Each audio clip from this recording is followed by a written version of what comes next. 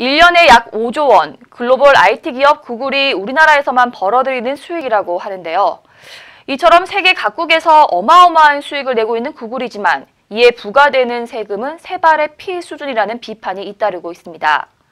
그래서 외국에서는 구글처럼 엄청난 수익을 내는 글로벌 IT 기업들에 대해 별도의 세금을 징수하는 이른바 구글세를 도입하기 위한 움직임이 있어 왔습니다.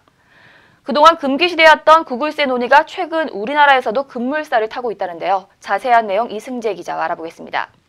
안녕하세요. 네, 안녕하세요. 네, 이승재 기자. 네, 일단 구글세에 대해서 간단한 설명 부탁드릴게요. 네, 쉽게 말씀을 드리자면 글로벌 공용 IT 기업들, 예를 들면 구글이나 아마존 등이 있겠죠. 이런 기업들은 세계에서 벌어들이는 수익이 천문학적이다 보니까 세금도 그만큼 더 많이 걷겠다는 얘기입니다.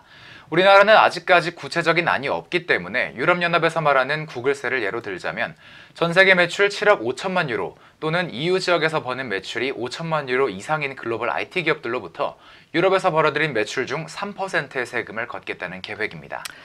네, 많이 벌었으면 많이 내라 이건데요. 네, 맞습니다. 네, 원래 말씀하셨던 대로 이 유럽이나 외국에서는 예전부터 좀 뜨겁게 논의가 돼 왔던 건데 최근에는 우리나라에서도 화두가 되고 있다고요. 그렇습니다. 저희가 구글이 한국에서 벌어들이는 수익만 1년에 한 5조 원이 넘는다고 말씀을 드렸고 당시 우리나라에서 내는 세금은 200억 원밖에 안 된다고 말씀을 드린 적이 있는데요.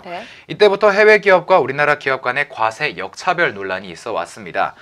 여기에 지난 19일 국회 기획재정부 국정감사에서 김동연 경제부총리 겸 기획재정부 장관이 글로벌 IT 기업들에 대한 법인세 등 과세를 준비 중이라고 밝히면서 구글세 논란이 주목받게 된 거죠.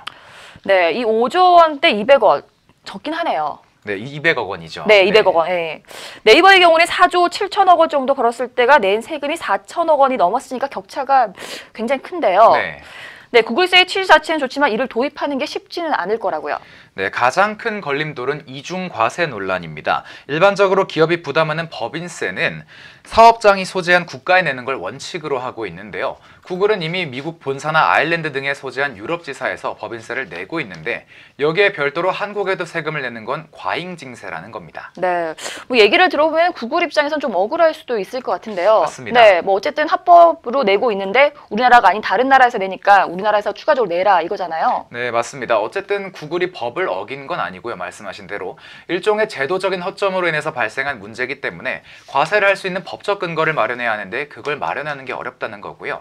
여기에 미국은 구글세에 적극적으로 반대하는 입장이어서 미국에 대한 경제 의존도가 높은 우리나라가 얼마나 구글세 도입에 박차를 가할 수 있을지는 미지수라는 목소리가 나오고 있는 거죠. 네, 구글이 벌어들이는 수익과 그에 비해 내는 세금, 우리나라 기업들과 비교했을 때 분명 터무니없이 적은 금액은 맞기 때문에 이 문제를 해결해야 하긴 할 텐데 해결이 쉽지 않아 보입니다.